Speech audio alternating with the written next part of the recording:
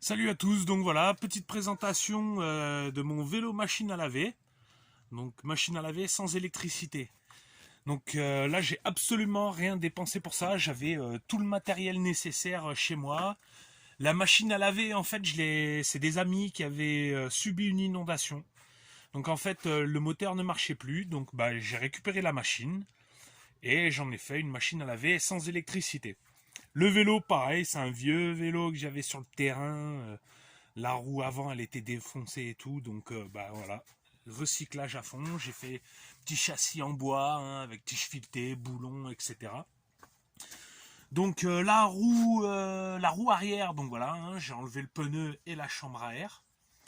Sur les côtés là, comme vous pouvez voir, ça en fait c'était un panneau publicitaire que j'ai récupéré et je suis venu le fixer donc directement avec des vis sur la jante pour pouvoir faire, vous voyez, pour éviter que la courroie en fait sorte pour éviter que la courroie sorte de son axe. Enfin la courroie c'est une chambre à air. Hein.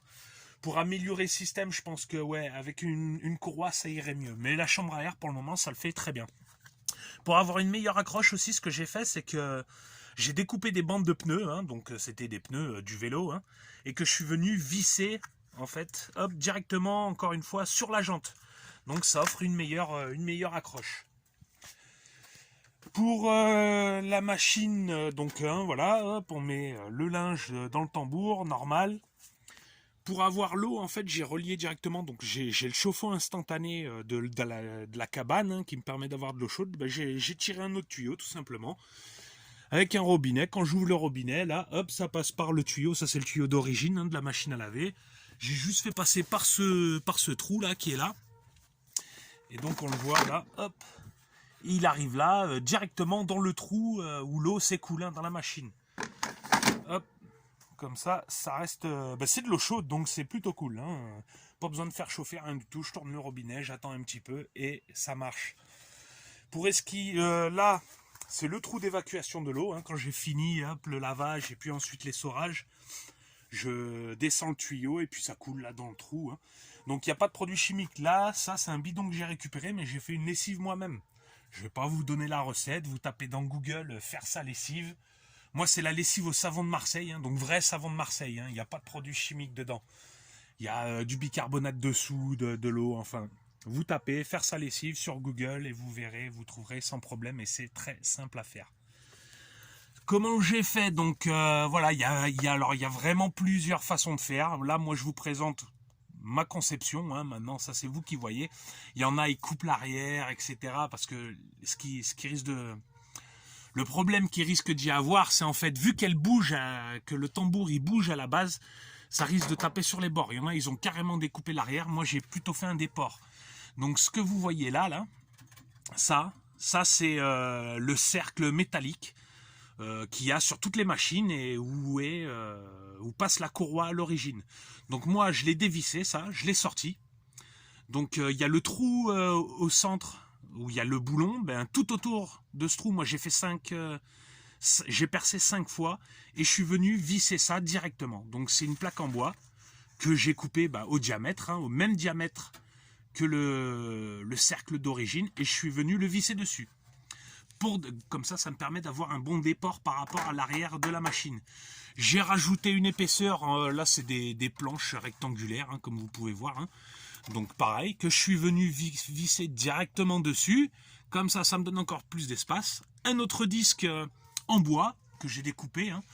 Donc pour la largeur, ça je l'ai fait avec j'ai posé un seau, hein, tout simplement, et puis j'ai fait le tour, quoi. Là, comme vous pouvez voir ici, là c'est des plaques en bois, donc pareil, j'ai coupé en carré. Parce qu'au début j'avais fait en cercle, mais en carré, ben ça offre une meilleure accroche. Et comme vous pouvez voir, pareil dessus, j'ai découpé une bande de pneus et que je suis venu fixer avec des vis. Et donc l'accroche, elle est top. Et là, le dernier disque, hein, c'est la même matière que sur la roue. Hein. Encore une fois, c'est pour que la courroie chambre à air reste bien dans l'axe et qu'elle ne sorte pas, qu'elle ne saute pas. Le truc, un petit truc que je me suis aperçu en fait au début. Donc le tambour à l'intérieur, il est suspendu par des par des ah merde, des ressorts en fait.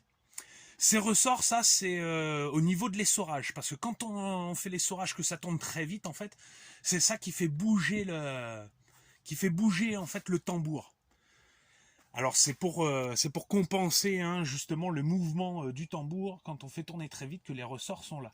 Mais en l'occurrence, quand là on le fait à le vélo, eh ben ça aide pas du tout. Au contraire, c'est même pas terrible du fait que le tambour bouge. Eh ben il n'y a pas une très bonne accroche, etc. Donc en fait ce que j'ai fait, donc je me suis aperçu, alors je sais pas si c'est pareil sur tous les tambours ou quoi, mais là-dessus, hein, donc c'est sur l'étanchéité du tambour, j'ai vu qu'il y avait des petites avancées, et puis en plus les trous étaient déjà là hein, de la machine, hein, donc les trous étaient déjà là, j'ai pas eu à percer. Hein. Donc il y a des avancées avec un trou fileté, donc en fait, eh ben, j'ai vissé avec des rondelles, et j'ai vissé à fond, et ça permet tout simplement que ça ne bouge plus. Normalement ça bouge ça, hein. Bah là non ça ne bouge plus. Donc j'ai fait ça aux 4 trous qu'il y avait. Et donc maintenant c'est fixe. Et donc quand je tourne le vélo, ça va beaucoup. Il n'y a vraiment pas photo. Hein. Donc tout de suite j'ai une meilleure accroche. Ça m'a permis aussi de mettre un petit peu plus de linge dedans. Donc ce qui est plutôt cool comme vous voyez. Hein. Là je vais pas comme un ouf. Hein. Ça tourne bien. Bon là c'est à vide forcément ça tourne très bien. Mais même aussi, testé et approuvé. Hein. Je suis vraiment surpris comme ça marche bien. Il y en a qui vont dire il faut laver pendant un quart d'heure, pendant une demi-heure. Moi, je suis un peu un feignant et j'assume. Hein. Donc c'est 10 minutes et puis voilà. Le truc qui va se passer, c'est au niveau de l'essorage. Alors l'essorage, il faut tourner très vite. Il faut pédaler assez vite. Ce qui se passait, c'est du fait que maintenant mon tambour intérieur est fixe grâce au vis. Et ben ça faisait bouger la machine à laver. Donc en fait, quand c'est au niveau, quand je suis au moment de l'essorage, hein, je descends du vélo, je m'appuie tout simplement sur la machine à laver comme ça, bah, pas comme un fou, hein, tranquille, hein, je me pose dessus, hein, comme si j'étais au comptoir d'un bar, quoi. Et avec la main, je viens faire tourner comme ça. Et là, je tourne tranquillement. Ah mais l'essorage, sincèrement, j'y passe pas 3 plombs, moi. Hein. C'est quelques minutes, hein, histoire d'enlever le plus gros, et puis après, hop, je vais l'étendre tout simplement dehors. Donc voilà, là, le vélo machine à laver, et je suis vraiment surpris pour une fois que je construis un truc et que j'ai pas besoin d'y passer 3 semaines pour qu'il fonctionne. Là, je suis vraiment content et c'est vraiment efficace. Je suis vraiment agréablement surpris. Donc voilà, si vous avez des questions, n'hésitez pas, et puis je vous dis à une prochaine vidéo. Allez, ciao!